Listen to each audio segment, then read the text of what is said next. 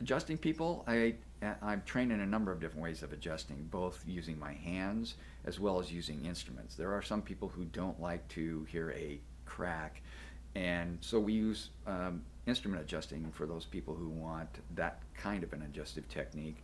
We also use what are called drop pieces, so it's a speed adjustment versus a force adjustment. It just depends on the patient and what they want. We tailor our programs towards what the patient wants, as long as it's going to be best for them.